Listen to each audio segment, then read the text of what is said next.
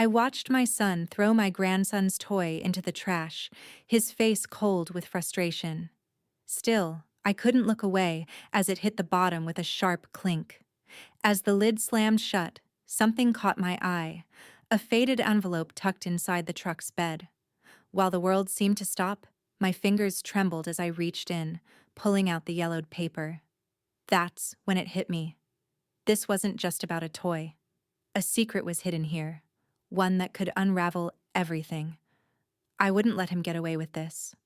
We're about to begin, but if you'd like, share where you're joining from. It reminds me this story doesn't echo into silence. It lands somewhere real. Drop it in the comments, and don't forget to subscribe. The morning air sliced through Margaret as she stood by the kitchen window, watching the scene unfold. Ethan was yelling at Liam in the yard, his voice sharp and cold. "You're too old for toys." Liam stood there, clutching a faded red toy truck, tears streaking down his face. It was Grandpa's. His voice cracked with desperation, but Ethan didn't hear. He lunged forward, snatching the truck from Liam's hands and tossing it into the trash bin with a hard, decisive motion. The sound of plastic hitting metal echoed across the yard, a hollow thud that seemed to rattle the air. Margaret's stomach tightened. Behind her, Julia's voice floated in, too casual for the moment. Finally, some space in this house. Margaret's eyes remained fixed on the trash bin, heart heavy. That toy wasn't just a toy. It was a link to a past they were all trying to forget. A piece of her father, of their family history. She couldn't just let it go. Her breath shallow, she stepped outside, the cold biting at her skin. The grass crunched beneath her feet as she approached the trash can. Ethan stood nearby, arms crossed, looking away. Julia was further off, hands tucked into her pockets, watching with a half smile. Margaret's voice was steady, but quiet. "That toy's not yours to throw away." Ethan spun toward her, his expression hard. "Neither is this house," he snapped, his words sharp as glass. Margaret's heart skipped. She stepped closer, the wind brushing against her face. Her fingers reached for the trash can lid and, with a screech, lifted it. The toy truck lay at the bottom, cracked, its once bright paint chipped. But something else caught her eye, an envelope wedged between the truck and the edge of the bin. She hesitated. It wasn't just trash. With trembling fingers, Margaret reached in and pulled the yellowed envelope free. It was old, the edges curling with time, but her name was written in hurried, slanted handwriting. Her heart lurched. She didn't recognize the handwriting, but something about it made her feel uneasy. Behind her, Ethan's footsteps grew closer, panic creeping into his voice. "What are you doing?" "Leave it." Margaret didn't answer. She carefully opened the envelope, her breath catching. Inside was a single folded sheet of paper covered in slanted writing. She couldn't make sense of it. Her eyes skimmed over the letters, trying to find meaning in the chaos. But before she could read more, Ethan yanked the envelope from her hand, crumpling it with a swift, desperate motion. "Don't!" he barked. Margaret's pulse raced as she stared at him, a mixture of confusion and anger flooding her. "What's inside? What does it say?" His face twisted with something that looked like fear. "You don't need to see it." Without another word, Ethan turned and marched back toward the house, leaving her standing in the cold, the crumpled envelope still clutched in her hands. Julia's voice drifted over again, careless, almost mocking. "What's the big deal? It's just a piece of paper." Margaret stood frozen, her mind spinning. Whatever it was, Ethan didn't want her to know. And now she was certain. She had to find out. The door creaked softly as Margaret slipped into her bedroom, her movements careful, deliberate. The toy truck, now cracked and battered, was tucked under her arm, its presence weighing heavily in her hand. She set it down on the bed, the fabric of the old quilt rustling beneath the faded red plastic. For a moment, the house seemed still, silent, almost as if it were holding its breath, waiting for what she might do next. Margaret's gaze flickered to the crumpled envelope still clenched tightly in her fist. The edges were worn, like it had been hidden away for a long time. She hadn't opened it completely. She hadn't even been able to read most of it. There was something urgent about it, though. Something that gnawed at her with the certainty of a truth she wasn't ready to face. Her pulse quickened again as she carefully unfolded the paper, her hands steady but trembling ever so slightly. Inside, there were old bank slips, papers yellowed with age. A few were blank, but some carried amounts and dates, scribbled in a neat, deliberate hand. At first glance, they made no sense, but it was the handwritten notes that caught her attention next. Small, intimate words from her late husband, phrases she hadn't expected to see, ones she hadn't even thought about in years. The familiar curve of his handwriting, the notes written in hurried strokes, reminded her of a time when life was more simple, more certain. But it was the key that made her breath catch in her throat. A small brass key, attached to a faded tag that read, Unit 11B. Her heart skipped. Unit 11B? She didn't recognize the name. It wasn't anywhere she could recall. Ethan had never mentioned a Unit 11B. Neither had he spoken of any property beyond the house they lived in. What was this? A secret? A forgotten part of their life she knew nothing about? Her thoughts spun as she turned the key over in her fingers, feeling its weight in her palm. A dull throb pulsed in her temples. She wanted to know more, but she couldn't let herself be seen. Not now.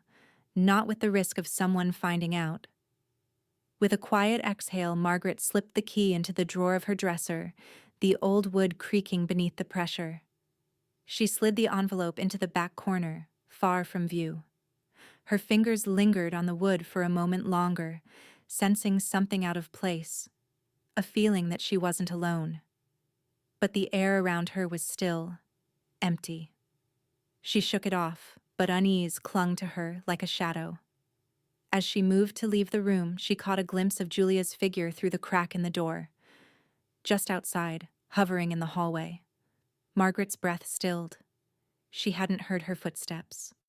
Slowly, she pushed the door open, her gaze narrowing.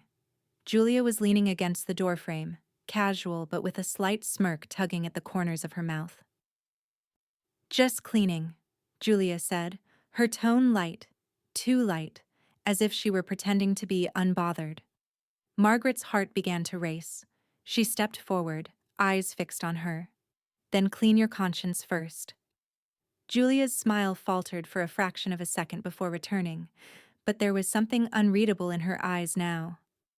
"Always the moral one," Julia muttered under her breath before turning and walking away, her steps quick and purposeful. Margaret stood there for a long moment, her hand pressed against the dresser, feeling the pulse of her own heartbeat as she stared at the door where Julia had vanished. She couldn't shake the feeling that someone was watching her. The key, the notes, whatever this Unit 11B was, it felt like the beginning of something she couldn't ignore. Ethan didn't want her to know about it. Julia seemed too curious. Her instincts flared. She had to find it before anyone else did. The drive to the industrial park felt like it took hours, though it was only 20 minutes. Margaret's hands gripped the wheel tight, knuckles pale against the leather, eyes scanning the road, but her thoughts were miles away. The key. Her mind kept returning to it, turning over in her head like a heavy stone she couldn't quite dislodge. Unit 11B. What had Robert been hiding? Why hadn't he ever mentioned it? The industrial park loomed ahead, an expanse of weathered concrete buildings and faded signage. Everything about it felt forgotten, abandoned, as if the world had moved on without bothering to say goodbye.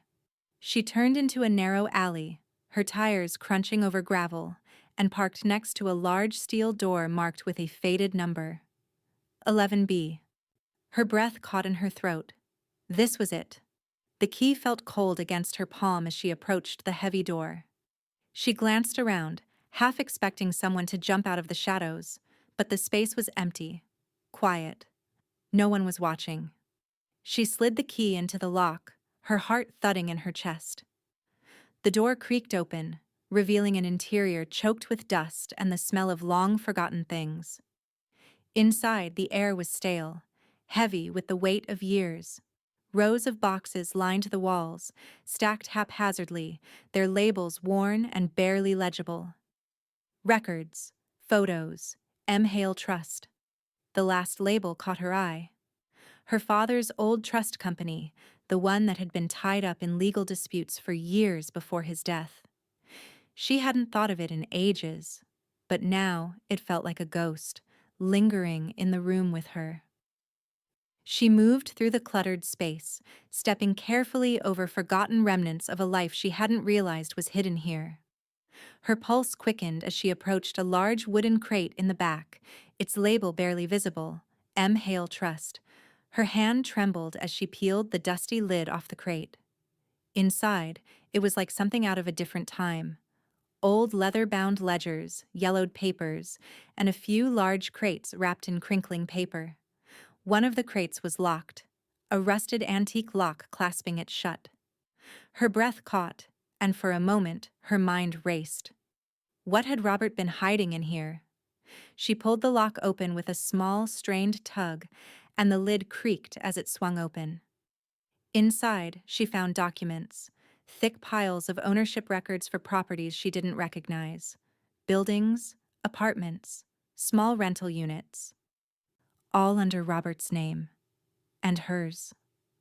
Her chest tightened, her breath coming faster as she sifted through the papers. Some of the properties were minor, listed on old accounts with inconspicuous names. But the others were significant. Whole portfolios of rental properties, hotels, even office buildings. Millions. It wasn't just hidden wealth. It was a life she had never known. She flipped through more papers, her heart pounding louder in her chest. The M. Hale Trust. The words swam before her eyes. She had no idea. No idea at all. Her mind struggled to catch up. The man she had loved, the one she had trusted, how could he have kept this from her? Why? A betrayal this deep, this vast. It was suffocating. Her fingers gripped a folder marked Family Trust, and the page inside was damning. A formal agreement, signed in their names, but dated years before Robert's death. It was a trust she had never known existed, with clauses and arrangements she couldn't even begin to comprehend. A sob lodged in her throat, but she swallowed it down. She didn't have time for tears. Not now. The key, the documents, this entire hidden life, it had all been tucked away for a reason. She whispered, her voice shaking but sharp, as though the words might cut through the haze of confusion and pain. What else did you hide, Robert? The sound of footsteps echoed in the distance, and Margaret froze, the weight of the moment settling in her chest. Her heart was racing again, not from the discovery, but from the feeling that someone was coming. Someone who might not want her to find out the truth. Margaret sat at the kitchen table, the papers spread out before her like a battlefield. The thick stack of documents felt impossibly heavy. The faint hum of the refrigerator was the only sound in the house. Her mind was a tangled mess, her thoughts revolving around the mountain of betrayal she had uncovered. But there was one thing she knew for sure. She needed help to understand the full scope of it all. And for that, she needed Cynthia. The phone rang, the shrill sound slicing through the silence, and Margaret's hand hovered for a moment before she picked it up. Margaret, Cynthia's voice was calm, yet it carried a weight of curiosity. I can't believe what you're telling me. This is huge. I know, Margaret whispered, feeling the gravity of Cynthia's words. I don't even know where to start. Cynthia sighed. I'll come over. We'll go through it together. When Cynthia arrived an hour later, Margaret was already hunched over the papers, flipping through the pages with the desperation of someone clinging to a raft in a storm. Cynthia, a lawyer with a sharp mind for numbers, wasted no time. She took one look at the ledgers and began sifting through them, her eyes darting across columns and rows with practiced precision. Minutes turned into an hour, then two. The room felt smaller, suffocating. As the truth became clearer with each page, Cynthia turned. Margaret could feel her pulse quicken, her stomach sinking lower as Cynthia's face became more tense, more serious. "Margaret," Cynthia said, her voice tight as she flipped to the final page of the ledger. "This is over 7 million in undeclared assets. This is massive. 7 million." The number landed like a slap, echoing in her ears. Her eyes blurred, the room seeming to tilt as she absorbed the weight of Cynthia's words. "He always said we barely had enough for retirement," Margaret said, the bitter taste of disbelief on her tongue. "He told me we were just getting by, that everything had to be stretched. Why would he hide all of this?" Cynthia looked up from the papers, her expression darkening. "He protected it from taxes. That's the first thing I can see. But I wouldn't be surprised if he hid it from you too. Maybe even from Ethan. This kind of secrecy, it's often about more than just the money. It's about control." A cold chill washed over Margaret. The thought of Robert hiding all of this, keeping such a monumental secret from her, made her stomach churn. But the idea that he might have kept it from Ethan too, that stung even more. Ethan, who had always been so sure of himself, so certain he knew everything about the house and the life they shared. Suddenly, Margaret felt trapped in a maze of lies, the very foundation of her life. Her marriage, her family, was built on lies. But why? What had Robert been trying to protect? And from whom? Her fingers shook as she turned to the next page, but the question burned in her mind. What did he think I would do with this information? The phone on the counter buzzed, pulling her from her thoughts. Margaret glanced at the screen. It was Ethan. She took a breath and answered, forcing her voice to sound steady, though inside, her mind was racing. "We need to talk about the house." Ethan's voice came through, clipped and insistent.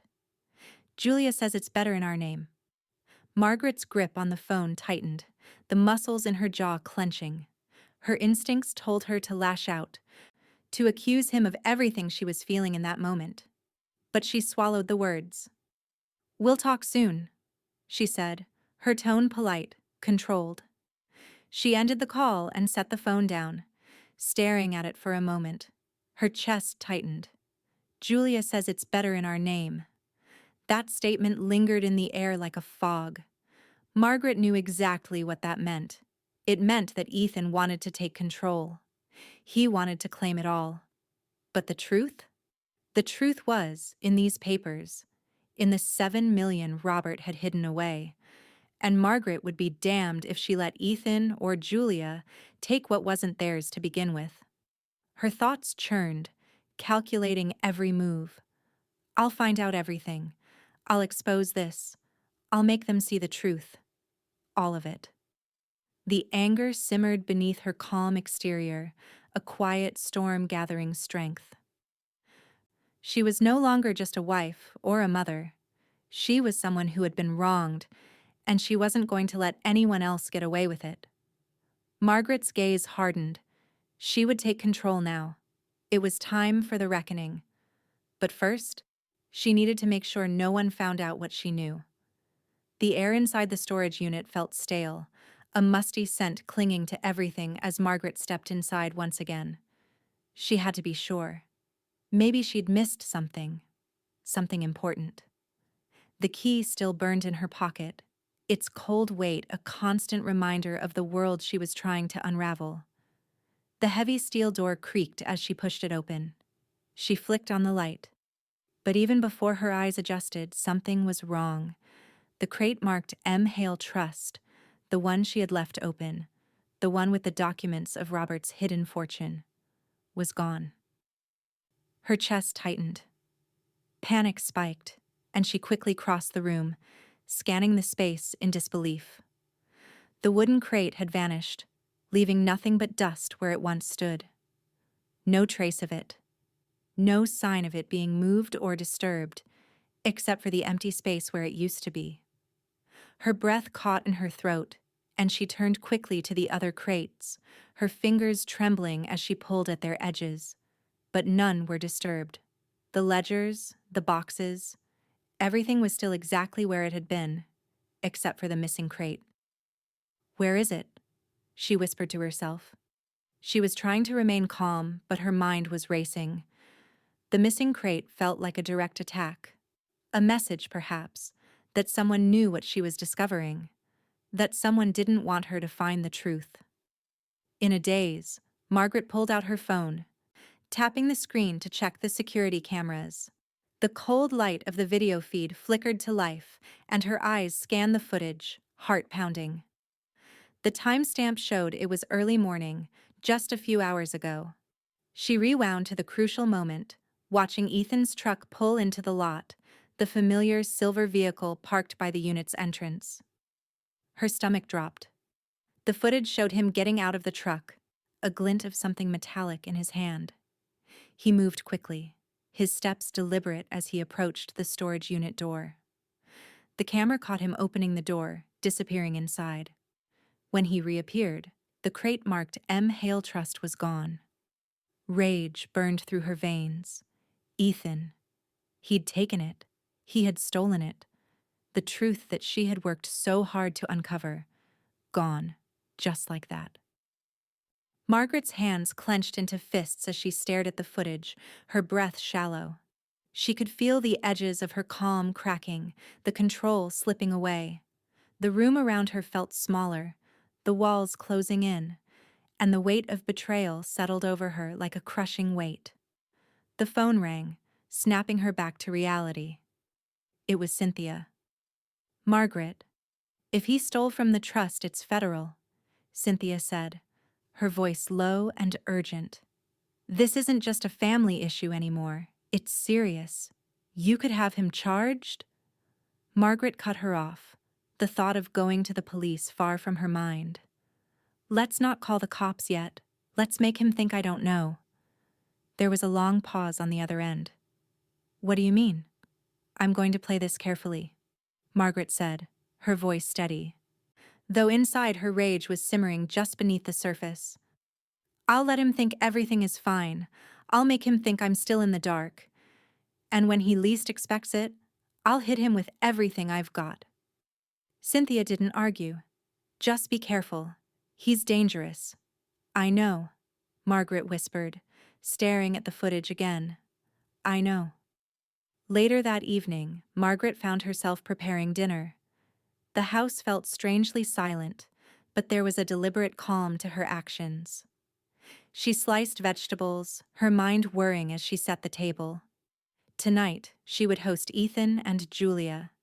She needed to see them, to gauge their reactions, to watch for any hint of guilt or deceit. When they arrived, she greeted them with a practiced smile, her voice warm, affectionate. Ethan greeted her with his usual charming grin, while Julia's smile was sharper. Almost too perfect. Margaret maintained her calm facade, her mind calculating every word, every glance exchanged. Dinner passed in polite conversation, the clink of silverware and the murmur of small talk filling the air. Margaret listened, but she didn't hear. She watched, but she didn't see. Beneath her calm exterior, she was already 3 steps ahead, planning her next move. When they finally left, the sound of the door closing behind them was like a snap of a rubber band, tightening everything around her. Margaret didn't linger long. She moved quickly to the study, the papers still scattered on the table where she had left them earlier. Her fingers traced the edges of Robert's old files once again. This time, something was different. As she flipped through the pages, her eyes landed on something new. Something buried beneath the financial records, a set of blackmail payments, each one marked with a different name. People she didn't recognize, amounts that made her stomach twist. The payments were regular, precise. She could almost hear Robert's voice in her head. Always keep it clean. Keep it hidden. A cold wave of shock swept over her. Robert had been hiding more than money. These weren't just business dealings. They were deals made in the shadows, kept away from her, from the family. Her throat tightened, the words barely escaping her lips as she stared at the page. What else did you hide, Robert? The realization hit her like a freight train. She had no idea what she had stumbled into. And now, she wasn't sure if she was ready to find out. The scent of roast beef filled the air, mingling with the faint, underlying tension that hung thick in the room. Margaret worked with practiced precision, slicing the roast slowly, deliberately, her knife cutting through the meat with a rhythmic, almost meditative motion. The clink of the utensils against the plates was the only sound, and Margaret was keenly aware of how sharp it seemed. Every scrape, every clatter. It was a quiet meal, but the silence wasn't comfortable. It was the kind of silence that fills a room with unspoken words, heavy with secrets. Ethan and Julia sat across from her, their smiles polite, but their eyes too careful. Margaret watched them through the corner of her eye as she cut into her dinner. Ethan shifted in his chair, running a hand through his hair, clearly trying to appear casual. But she saw the tension in his shoulders, the way he sat just a bit too stiffly. Finally, after what felt like an eternity, Ethan broke the silence. "You've got too much space, Mom," he said, his voice measured but insistent. "We could help manage the house." Margaret's hand froze mid-slice, the knife hovering just above her plate. She met his gaze, the smile never leaving her face, but her eyes were calculating, sharp. "You mean own it?" she asked, her voice light but with an edge she couldn't quite mask. Ethan hesitated for a split second, his fingers drumming against his glass of wine. "Well, yes. It's time to modernize. You're not getting any younger, and the house is just sitting here, taking up space. We could make it more profitable." Margaret's lips curled slightly, but there was no warmth in her smile. She took her time slicing another piece of meat, the blade cutting cleanly through the roast. The sound of it felt louder than it should have been. "You'd better clean your fingerprints off the storage gate before modernizing anything," Margaret said casually, her voice smooth, like she was merely commenting on the weather. The change in the room was instantaneous. Ethan's smile faltered, his eyes flicking nervously to Julia before quickly returning to his plate. Julia, for the first time since entering, looked uncertain. Her eyes darted between Margaret and Ethan, and she swallowed hard, her lips tight. Margaret's gaze didn't leave Ethan's. She could feel his pulse quicken, the subtle shift in his demeanor betraying him. He opened his mouth to speak, but nothing came out. His tongue flicked across his lips, searching for words. Margaret placed her knife and fork down, her posture relaxed, but her gaze unyielding. The air was thick now, heavy with the weight of her words. She didn't need to say more. She knew he knew exactly what she meant. "You're making a mistake, Margaret," Julia said, her voice suddenly sharp, though her hands fidgeted with her napkin. "This house, this family, is stuck in the past. We just want to make things easier. You should be thanking us." Margaret's smile never wavered. She reached for her glass of wine, lifting it slowly to her lips. "I'll tell you what I'm thankful for, Julia," she said, her tone turning cold, the sweetness gone. "I'm thankful you're finally showing your true colors. And you, Ethan, you're not as clever as you think. Next time, use gloves." The words hung in the air, cutting through the stillness.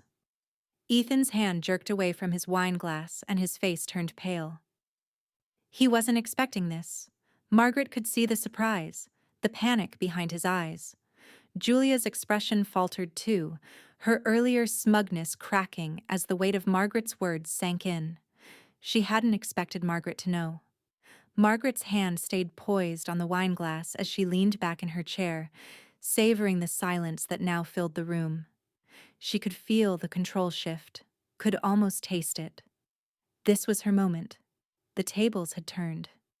Ethan opened his mouth again, but the words stuck, as if he was unsure whether to defend himself or retreat. Finally, he forced a laugh, a nervous, hollow sound that didn't reach his eyes. "You're paranoid, Mom. You know that, right?" Margaret didn't reply immediately. Instead, she took another sip of her wine, her eyes never leaving his. She could see the sweat beading on his forehead, the way his leg bounced nervously under the table. Julia, for all her cool composure, was just as shaken. Margaret had them both on the ropes. But this was only the beginning. She'd only just started to play the game, and she was ready for whatever came next. The silence after Margaret's words hung in the air, thick with tension. Ethan's face twisted in disbelief, his lips pressed together in a thin line. He shifted uncomfortably in his chair, eyes darting between Margaret and Julia, who remained silent, watching the scene unfold with a mixture of tension and anticipation. "You're just confused, Mom," Ethan finally said, his voice tight. "I don't know what you think you saw, but it's not what you think. I don't know anything about a crate or whatever it is you're talking about. I haven't touched anything." Margaret leaned back in her chair, folding her arms slowly. She could see the cracks in his facade, the nervous twitch in his eye, the subtle tremble in his hand as it reached for his wineglass. But she kept her face unreadable, her expression carefully neutral. "I see. It's just a misunderstanding, then?" Ethan nodded quickly, his voice growing more insistent. "Exactly. You must have mistaken something, Mom. Maybe you saw someone else's truck, or—" Margaret held up a hand, cutting him off. "No need to explain. I'll take your word for it." Ethan's eyes flickered with something unreadable before his gaze shifted to the table. Margaret studied him quietly, her mind already calculating her next move. She needed to keep him close, to keep him thinking that she was still in the dark, still unsure of what was really going on. "I've been thinking about the estate," Margaret said, her voice soft but purposeful. "There's a lot to go through, and honestly, I could use some help organizing the papers. You've always been good with that stuff, right?" Ethan blinked, momentarily caught off guard. He opened his mouth to protest, but the words seemed to catch in his throat. After a brief pause, he nodded, a little too quickly. "Of course, Mom. I'll help however I can." Margaret smiled, the warmth in her expression belying the cold calculation in her mind. "I appreciate it. I'll get started on the filing tomorrow, and maybe you can help me go through some of the old boxes. You know, the ones from the trust."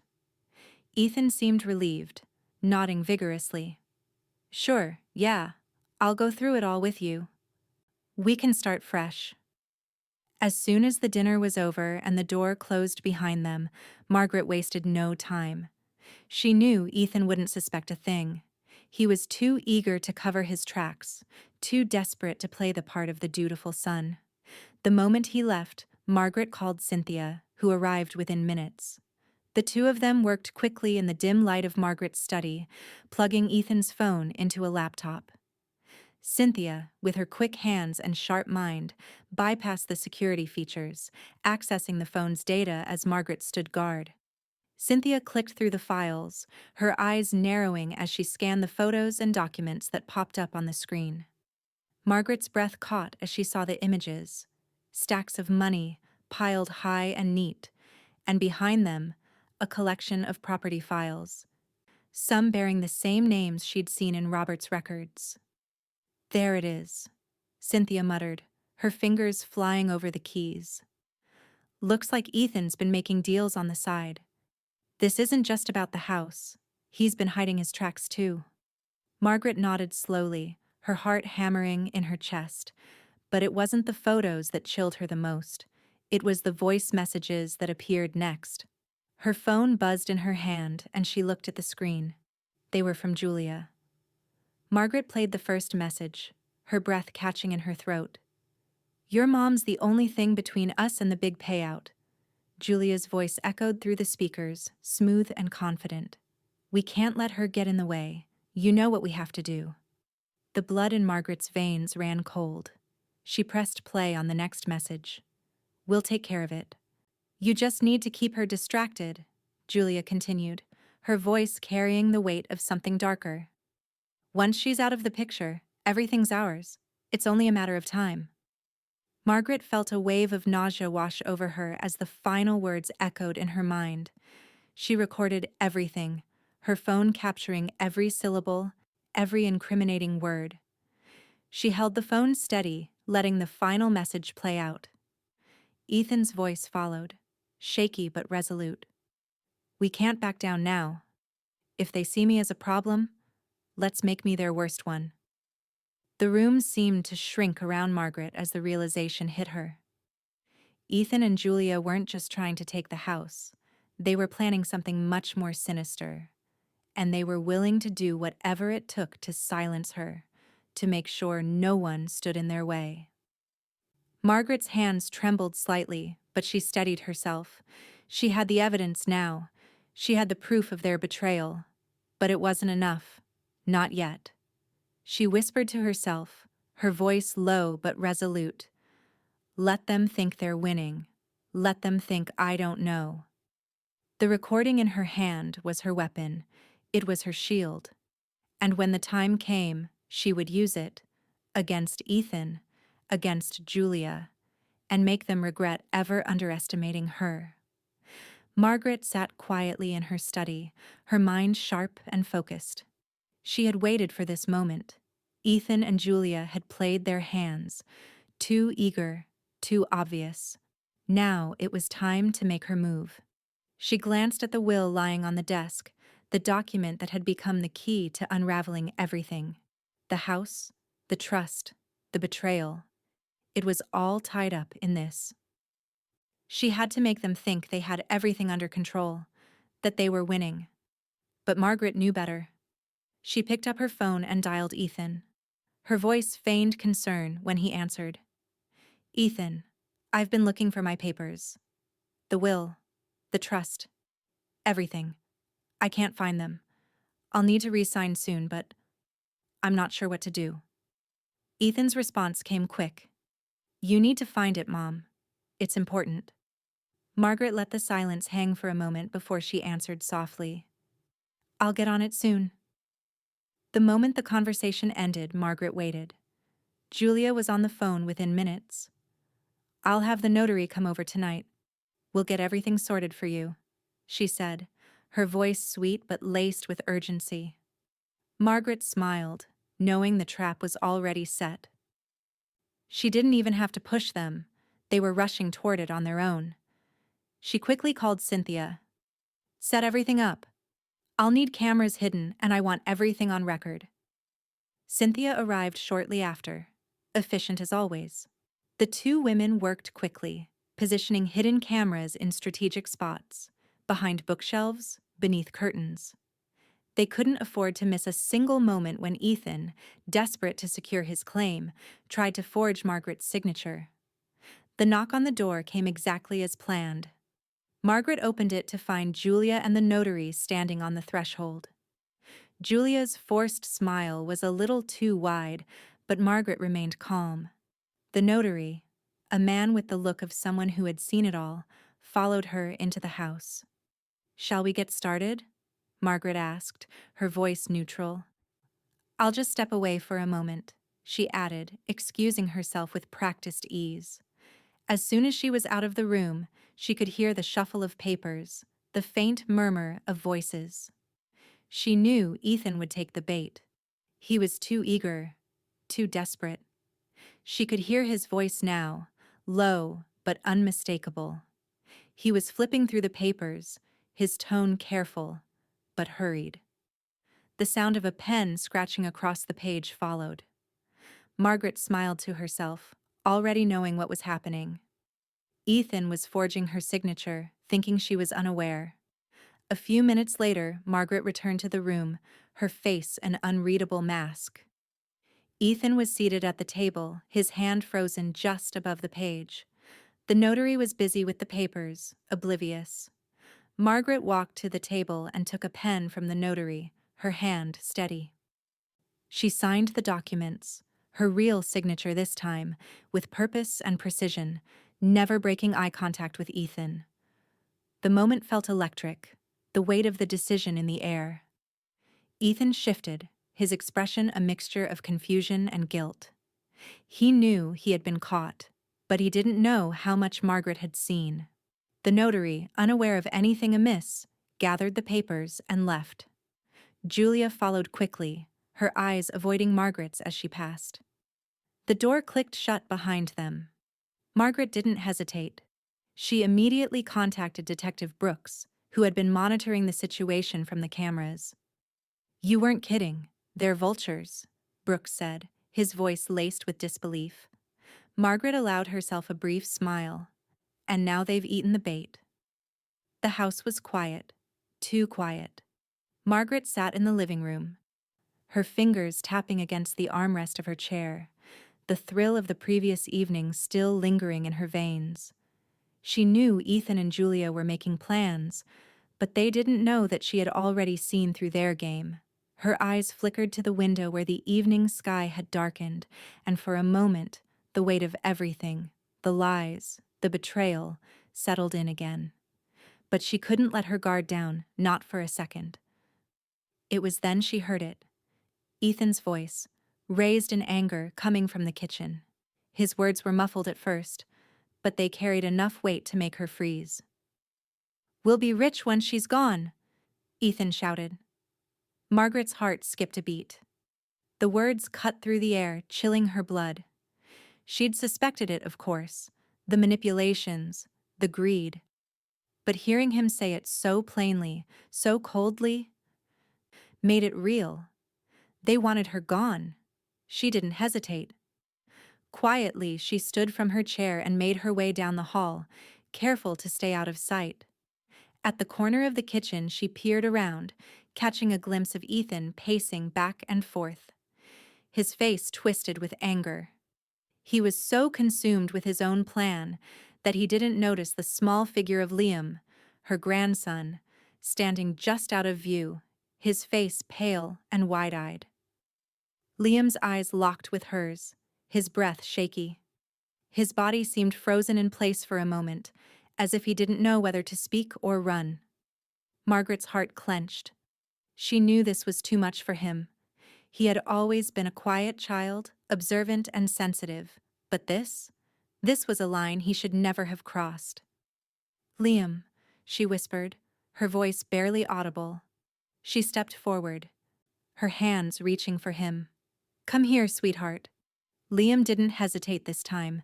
He ran to her, the fear in his eyes evident. As soon as she pulled him into her arms, he buried his face in her chest, trembling. Margaret held him tightly, her heart aching for the child who had just witnessed something no one his age should have had to hear. "You just saved my life, sweetheart," she murmured, her voice tight with emotion. She could feel his small body shaking in her arms, and she pressed him closer, trying to offer him some comfort, some safety. Liam pulled back slightly, his eyes wide with confusion and fear. "Grandma? What did he mean? What's going to happen to you?" Margaret's breath hitched. How could she explain this to him? How could she make him understand the depth of the danger they were all in without scaring him further? "I don't know, sweetheart," she said softly, "but I'll keep you safe. I promise. I won't let anything happen to you or me." Liam nodded, but the fear didn't leave his eyes. Margaret held his hand as they walked back toward her bedroom. The weight of the conversation, of what Liam had overheard, was already too much for him. But as she stepped into the room, Margaret's eyes flickered to the cabinet that housed her medicine. The pills she took every day, something to calm the constant anxiety, the nagging doubt. But as she opened the cabinet, her breath caught in her throat. The bottles, once neatly arranged, were out of place. One of the bottles was missing entirely. The others, they were filled with something else. The labels on the pill bottles were still the same, but the pills inside were different. Too smooth, too perfectly shaped. They weren't the ones she had been taking for months. They weren't hers. A chill ran through her. No, she whispered.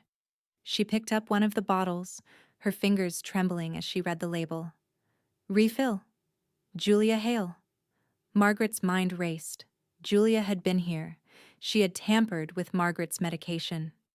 So they want me gone legally and physically. Margaret muttered under her breath, her voice filled with disbelief and cold realization. Julia wasn't just after the house, she was after Margaret's life itself. If they could manipulate her into taking these unknown pills, they could push her into a state where her will meant nothing, where they could gain control without raising suspicion. The weight of the situation crashed over Margaret like a tidal wave. Ethan and Julia had planned for everything. They thought she was weak. But they didn't know Margaret. They didn't know how far she would go to protect herself and her family. She looked down at Liam, who had followed her into the room, his eyes wide with worry. "We're going to fix this," she said firmly, her voice steady. "We're going to end this legally and permanently." Margaret turned toward the window, the moonlight casting long shadows across the room. The game was far from over. And now, she had the upper hand. The air in Margaret's living room was thick with tension. The room was set for a meeting, one that was long overdue. Ethan and Julia were seated across from her, trying their best to maintain an air of calm, but their eyes betrayed them. Cynthia, ever the professional, sat next to Margaret. Her posture relaxed, but her eyes sharp, calculating. Detective Brooks, posing as an accountant, stood near the door, his presence a quiet yet undeniable force. Margaret had insisted on this meeting. She needed to control the narrative. She needed them to understand that they had underestimated her. She stood, her gaze sweeping over the group. "Before we discuss anything," she said, her voice calm and steady, "let's review a short video." Ethan and Julia exchanged a glance, confusion flickering in their eyes. But before they could speak, Margaret pressed a button on the remote control in her hand. The television screen flickered to life, revealing footage from the hidden cameras she'd set up. The video showed Ethan, his face a mask of greed, hunched over the table with the notary beside him. He was signing the papers, his eyes scanning the lines before quickly forging Margaret's signature. Margaret watched their reactions closely. Ethan's face drained of color, his hands tightening around the armrests of the chair. Julia's eyes widened, and her hand shot out to slam her glass down on the table. The sound was sharp, breaking the silence that had settled between them. "You set us up," Julia hissed, her voice rising with fury. Margaret smiled, but there was no warmth in it, just cold satisfaction. She didn't flinch. "No, dear. You set yourselves up. I just pressed record." The words hung in the air, and the weight of them seemed to press down on Ethan and Julia. Their faces twisted with disbelief, their attempts at feigning innocence crumbling away. Julia stood abruptly, her chair scraping against the floor. "You've been spying on us!" she spat. Margaret remained seated, unfazed. "It's not spying, Julia. It's called protecting myself. You've been conspiring to steal from me, and I needed proof. This was never about just the house, was it?" Ethan's face was a mask of fury and fear, his hand clenching into a fist. He opened his mouth to speak, but the words caught in his throat. Margaret's eyes never left him. "Julia," Margaret continued, her voice still steady, "you've been here, tampering with my medicine, trying to make me unfit, trying to make me disappear quietly." She turned to the screen again, a cold smile curling at the corners of her lips. "You thought I wouldn't notice. You thought you could fool me with the pills and the forged signature, but you were wrong." Ethan shot to his feet, his chair crashing backward, the tension in the room escalating. "You don't know what you're talking about," he snarled. "This is insane." "No, Ethan," Margaret said quietly. "You don't know who you're dealing with." She turned to Cynthia, giving her a subtle nod. Cynthia stood and walked over to the table, placing something heavy down in front of them. It was a badge, Detective Brooks's badge. The sound of the badge hitting the table echoed, loud and final. Ethan and Julia froze. Detective Brooks stepped forward, his face stern as he dropped his accountant facade. "This is Detective Brooks," Margaret said, her voice now laced with quiet authority. "He's been monitoring you two for quite some time. We've gathered enough evidence to bring you both in. Fraud, conspiracy, attempted poisoning, you name it." The room fell deathly silent. Ethan's face twisted into a grimace of panic, and Julia's mouth opened and closed, words failing her as she stood rooted to the spot. What are you going to do?" Ethan stammered, his voice desperate. Margaret leaned back in her chair, folding her arms. Her eyes gleamed with a cold, calculating light. "I'm going to make sure you both face the consequences of your actions. You tried to take everything from me. You tried to destroy me. And now," she said, her voice sharp as a blade, "it's my turn." The silence between them grew heavy, suffocating. Margaret's breath was steady, her mind already racing through the next steps. She had them right where she wanted them. No more games, no more pretending. Ethan and Julia exchanged one last frantic look, but neither made a move. They had been caught. And Margaret, though calm, knew this confrontation had only just begun. The stakes were higher now. It was no longer just about the house. It was about survival. The game had changed. The courtroom was a sea of faces, all waiting with bated breath. The air was heavy with anticipation, thick with judgment. Ethan and Julia sat side by side, their eyes darting nervously around the room. Their once confident demeanor had been stripped away, replaced by a cold, hard reality. They were no longer in control. Now, the law had them in its grasp. Margaret sat on the opposite side of the room, calm, composed, her demeanor surgical in its precision. She had been through so much over the past few weeks, but now, as she prepared to testify, it all felt like a final reckoning. The weight of everything, the lies, the betrayal, the manipulation, had built to this moment. And Margaret was ready. This was the moment she had been waiting for. Liam sat beside her, his small hand gripping hers tightly. His eyes were wide with uncertainty, but there was a quiet strength in his touch. Margaret squeezed his hand reassuringly, offering him a small smile. He had witnessed the darkness of the world far too soon, but Margaret would not let him carry this burden alone. Not anymore. The judge called the court to order, and Margaret stood with her lawyer, walking toward the witness stand with measured steps. The weight of the room seemed to press down on her, but she held her head high. She wasn't the victim here. She was the one in control. As she sat down, she could feel the eyes of the room on her. She was the one who had lived through it, the one who had survived their treachery. And now she would make sure they would never do this to anyone else. The prosecutor began by asking Margaret to recount the events leading up to the arrest. Her voice was steady, her words clear and precise. She described the forged documents, the tampered medication, the hidden cameras. She told the court everything, leaving no stone unturned, no detail omitted. Her testimony was surgical, methodical. Every word she spoke was another nail in their coffin. Ethan's eyes were glued to the floor as she spoke, his shoulders slumped in defeat. Julia, on the other hand, couldn't seem to sit still. She shifted in her seat, her fingers twitching nervously. Margaret watched her carefully, noting every slight movement, every crack in her carefully crafted facade. When it was Julia's turn to take the stand, the tension in the room grew palpable. Julia's voice was tight, trembling as she tried to defend herself, but her composure was unraveling. The pressure of Margaret's calm, controlled testimony had already cracked her. Her eyes darted toward Ethan, searching for some kind of support. But he remained silent, his face pale and drained. Ethan was the one behind all of this, Julia said, her voice rising with desperation. He told me we had to do it. I didn't want any part of it. He's the one who...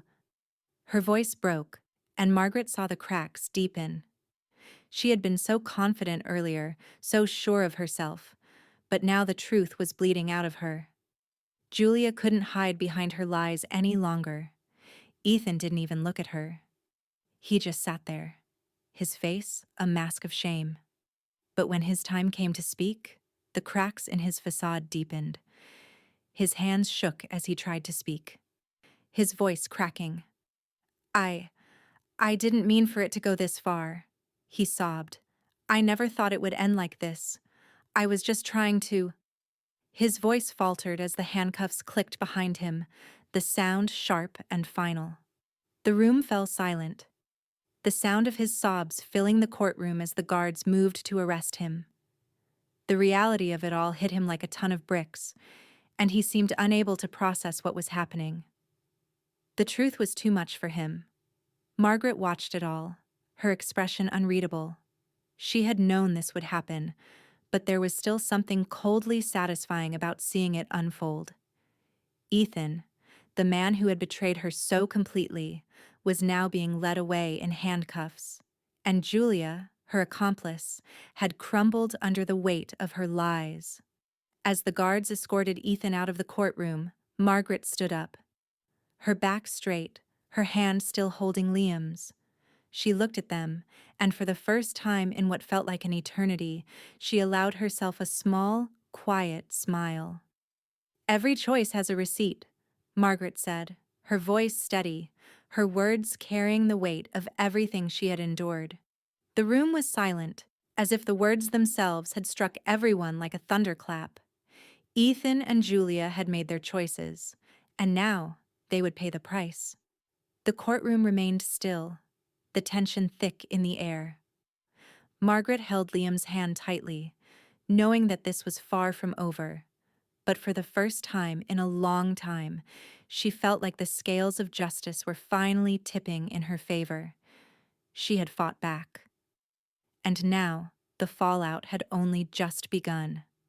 The world outside had gone mad. It felt like every television screen and every news outlet was broadcasting Margaret's victory, but with a twist. Grandmother outsmarts son in fraud scandal, the headlines screamed. The media descended like a swarm of locusts, each reporter eager to tell the world about the elderly woman who had outwitted her own son in a multi-million-dollar conspiracy. Margaret sat in her living room, watching the chaos unfold on the TV, but the noise seemed distant. It had been a week since the trial ended, and she had hoped the storm would pass. But it hadn't. It had only just begun. Liam was still adjusting to the whirlwind, his small face pale from the attention, but Margaret was determined to protect him from the fallout. She wasn't going to let him carry this burden any longer. She made the decision swiftly. That afternoon, she called the principal of a private school, arranging for Liam's enrollment, a fresh start, away from the shadow of their past. She used the trust funds, the ones that had been set aside for him, for this exact moment. He deserved better than to be dragged into the mess his parents had created. Margaret wasn't going to let him bear the weight of their sins. As the paperwork was finalized and Liam prepared for his new school, Margaret felt a shift, a sense of lightness. This was the first step toward reclaiming her life, and Liam's. There was no more room for betrayal, no more room for deceit. It was time to start anew. Meanwhile, Cynthia worked quietly behind the scenes, handling the asset recovery. Margaret didn't ask for details, but she knew Cynthia was making sure that everything stolen would be returned. The fraud had left a trail, and Cynthia was following it with surgical precision. The money, the properties, they would be reclaimed, and Ethan and Julia would see nothing but the consequences of their greed. But that wasn't Margaret's priority. The house, the trust, the wealth.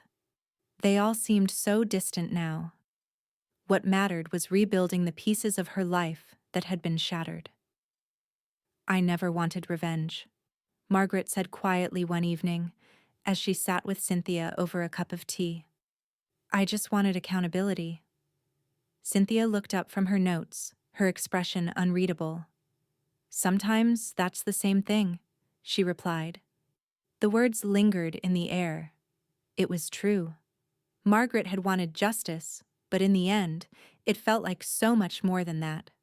She had been forced into a position where everything she believed about family, loyalty, and trust had been turned upside down. Accountability, she realized, was the price of truth. The house felt different now. Lighter somehow. The oppressive weight that had hung in the air for months had lifted. Margaret could finally breathe. She walked through the rooms, the empty spaces where Ethan and Julia's plans had once clouded her every thought. The furniture was the same, the walls still holding memories of the past. But there was peace, now. Quiet. She walked into the living room, her eyes landing on the toy truck that had once been so important to Liam. It was still sitting in the corner, forgotten but not completely gone. She walked over, her fingers brushing over the faded plastic, and for the first time she realized just how empty it had become. The truck had been a symbol of their past, the lies, the deception. With a sigh, Margaret bent down and picked it up. She could still hear the echoes of Liam's laughter, his cries when Ethan had thrown it into the trash. But that was over now. It was time to let go. With a firm, decisive motion, she walked to the trash can and tossed the toy truck inside. It hit the bottom with a dull thud, empty this time, and that was how it would stay. She stood there for a moment, her hand resting on the lid, and allowed herself to feel a sense of finality. The game had been won. The battle was over. Ethan and Julia had lost, and she had won something far more valuable than money or property. She had won her life back. And in that moment, Margaret realized the house was more than just a structure. It was a sanctuary, a place to rebuild, a place to live, free from fear. She turned and walked away, her steps steady, Liam's hand in hers, ready for the future. It had been weeks since the dust settled. Margaret thought she had closed the door on the past, thought she had finally gained peace after the storm of Ethan and Julia's betrayal. Life had begun to settle into a quiet rhythm. Liam was thriving in his new school, adjusting to his fresh start, and Margaret felt the weight that had clung to her for so long slowly lift. The house felt lighter, more peaceful, like it was breathing again. But just when she thought she had everything in place, a knock on the door disrupted her newfound calm. It was a courier, holding a small unmarked package. Margaret's brow furrowed as she signed for it, wondering who could be sending her something now. She didn't recognize the return address, but her heart skipped when she saw the handwriting on the label. It was unmistakable. Her late husband's handwriting. She hesitated for a moment before tearing open the envelope, the weight of the package heavier than its contents suggested. Inside, there was a single letter, yellowed with age but still legible. The familiar curve of Robert's handwriting sent a flood of emotions rushing through her, memories of their life together, both the good and the bad. Margaret unfolded the letter carefully, her hands trembling as she read the words that had been left for her. If you're reading this, you've already discovered what I couldn't tell you. Protect Liam. The money was meant for him. Her breath caught in her throat. The letter continued, her late husband's words cutting through her like a knife. Everything I did, everything I hid, it was for him. I wanted him to have a future. A life that wouldn't be tainted by the mistakes I made. You know how it all works now, how everything was manipulated. But the money, don't let them take it. It was always meant for Liam. Please, protect him from what I failed to. Tears welled in Margaret's eyes as she read the final lines. The weight of Robert's words settled on her like a cloak, a mixture of sorrow and relief flooding her heart. She wasn't alone in this. Robert, despite everything, had left her this final piece of the puzzle. He had known the danger, known that Liam would be the target of their greed. He had made sure that the money, the trust, would be there for him, to give him a future free from the sins of the past. Margaret closed her eyes for a moment, her fingers pressing the letter to her chest as a quiet sob escaped her. She had been carrying the weight of her husband's secrets all this time, but now, with this final revelation, it felt like a burden was lifted.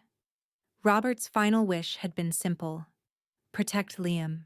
And now, she knew exactly how to do it. Inside the envelope, along with the letter, was another document. Her hands shook as she pulled it out. It was a trust document, transferring full control to her. Margaret's name, written in Robert's hand, was at the top. She stared at the document, the final proof that Robert had always intended for her to safeguard their son's future. Her mind raced.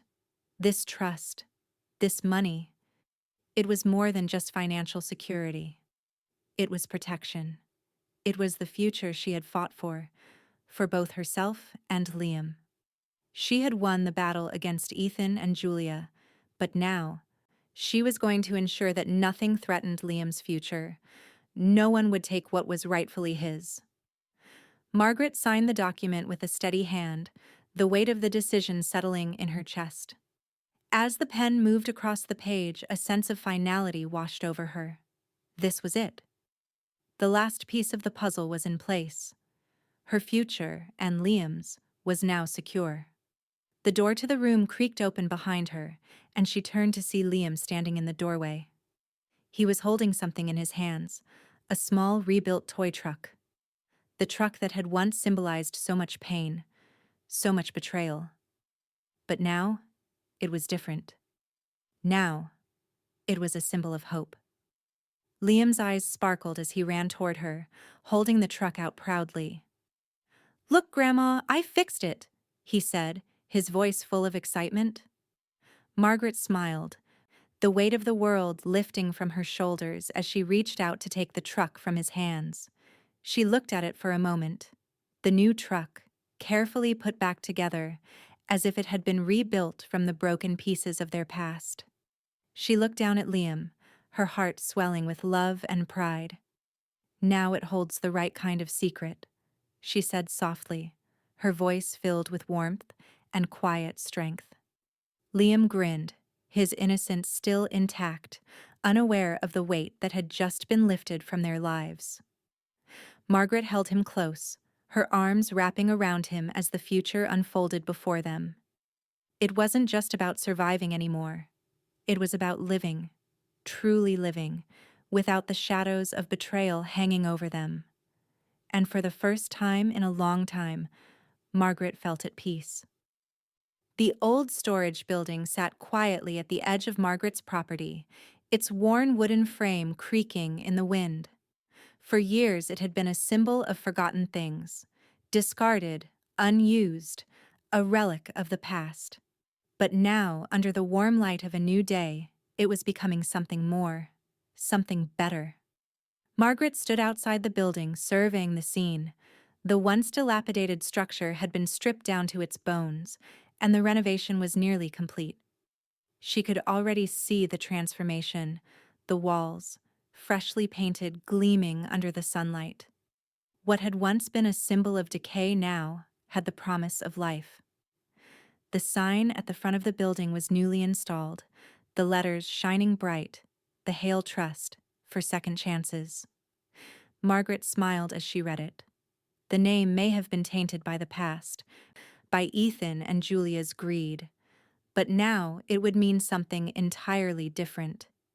This was a place for learning, for growth, for hope. Cynthia arrived with a box of supplies in her arms, her face lighting up as she saw the progress. "You really turned their greed into good," she said, her voice full of admiration. Margaret looked at her, her eyes steady but warm. "That's how you clean blood money," she replied. It had taken months of planning, securing funds, and navigating red tape, but Margaret had done it. She'd turned the money that Ethan and Julia had stolen into something that would give back to the community. The Hale Trust had been tainted for too long, but now it stood for something that could make a real difference. Inside, Liam was hard at work, his small hands carefully painting the walls. Bright blue, full of hope, full of possibility. He was kneeling on the floor, a brush gripped tightly in his hand as he carefully filled in the last of the edges. Margaret watched him for a moment, her heart swelling with pride. Liam paused and looked up at her, a smear of blue on his cheek, his face breaking into a wide grin. "Grandma, look! It's perfect." Margaret stepped into the room, kneeling beside him. She gently wiped the paint off his cheek, her fingers lingering for a moment as she smiled at him. "It's beautiful, sweetheart. You've done so much work today." Liam beamed, excited and proud of the space they were creating together. They both had a hand in this. Liam, with his innocent enthusiasm, and Margaret, with her quiet determination to make something good from the ashes of what had been taken from them. Together, they had transformed the storage building into a place that would provide resources and a safe space for children and adults in the community. It would be a literacy center, a place where people could come to learn, to grow, to rebuild their lives just as Margaret had. It was a new beginning, a beginning built on truth, on second chances. As Margaret stood back to admire the freshly painted walls, her eyes traced the new shelves lining the walls, the tables ready to be filled with books and eager minds. She could almost hear the laughter of children, the hum of conversations, the rustle of pages turning. This place was no longer just a building, it was a promise that the past would not define them, that even from the deepest betrayal, something beautiful could emerge. "Let's go take a look outside," Margaret said, standing up and offering Liam her hand. Together, they walked out into the fresh air, the scent of new paint and sawdust still heavy around them. The sun was setting, casting a golden glow over the building. She placed a hand on Liam's shoulder, feeling the weight of everything she had been through, and everything she had fought for. "This is it," she whispered. "This is our new beginning." As they stood there, watching the light change over the freshly painted building, a quiet peace settled in Margaret's chest. The noise of the past, the betrayal, the lies, the fighting, had all been replaced with something far more powerful: earned peace. She had fought to protect Liam, to rebuild their lives, and now she had done it. The future stretched out before them, wide and open, full of promise. Margaret looked down at Liam, who was now holding his rebuilt toy truck proudly in his hands. The toy, once a symbol of betrayal, was now a reminder of how far they'd come. She smiled at him, feeling a sense of contentment she hadn't known in years. "Now it holds the right kind of secret," she said, her voice soft but sure. Liam looked up at her, eyes full of trust and hope. "It's perfect, Grandma." The sun dipped below the horizon, and the world seemed to pause for a moment, a breath, a stillness. Margaret knew that this was only the beginning. They had built something solid, something that would last. And for the first time, Margaret could honestly say she was proud of what they had created. They were free, and the world was theirs for the taking. The sun was setting, casting a warm golden hue over the quiet landscape. Margaret sat on the porch, her favorite chair creaking beneath her, a cup of tea cradled between her hands. The soft breeze of late afternoon rustled the leaves of the trees, but it wasn't the wind she felt in her chest. It was peace. Liam was out in the yard, running in circles, his laughter filling the air as he chased the ball that had rolled away from him. His joy was a balm to Margaret's soul. She had fought for him, fought for a life that was free from the shadows of Ethan and Julia's greed, and now Now she could finally breathe. She leaned back in the chair, letting the warmth of the tea seep into her bones as the world around her began to cool into twilight. She looked over at Liam, a soft smile playing at the corner of her lips. How quickly he had adjusted, how quickly he had found his footing again after everything that had happened. He was strong, stronger than she had realized, and it filled her with a quiet pride. As the evening progressed, Margaret glanced inside the house where the TV was still on, a news segment running in the background. The image of her face flashed on the screen, followed by a headline: Mother exposes son in multi-million-dollar fraud. The words were blunt, sensational, and for a moment, Margaret's heart ached. It felt surreal to see her life splashed across the news, to hear about the betrayal and the scandal that had consumed her family. But that was the past now. She sighed and reached for the remote control, switching off the TV with a click. She didn't need to hear it again. The media had their story, and they would twist it however they wanted. She had done what she needed to do, and nothing, not even the news, could take that away from her.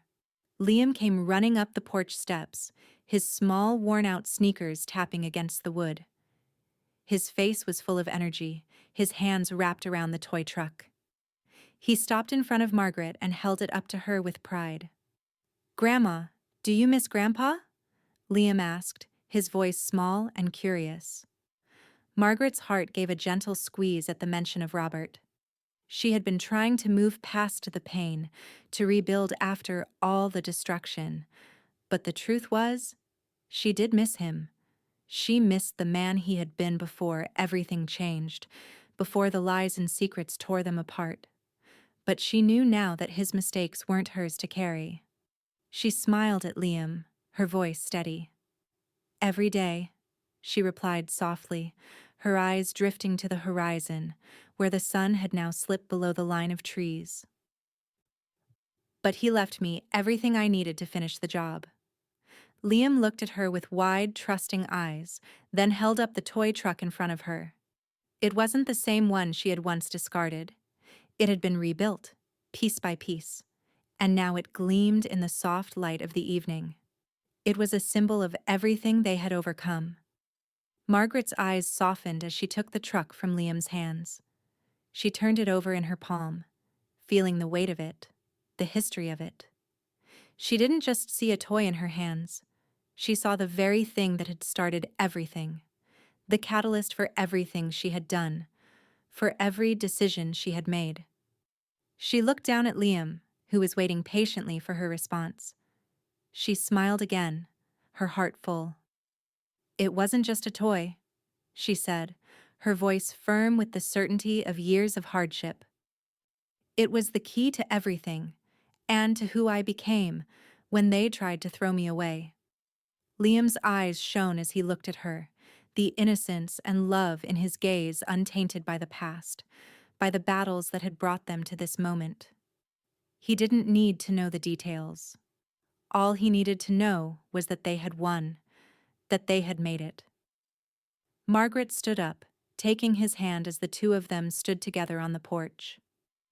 The cool breeze swept around them, but the warmth between them was enough. They didn't need anything else. The future was theirs now. No more shadows, no more lies, just a new beginning. And with that, Margaret felt a sense of finality settle in her bones. The chapter that had haunted her for so long was finally closed. The weight of it lifted from her shoulders. And as the night deepened, Margaret knew that no matter what came next, she had won. Not just the battle, but the war. For herself, for Liam, and for the future that stretched out before them. The final line had been drawn,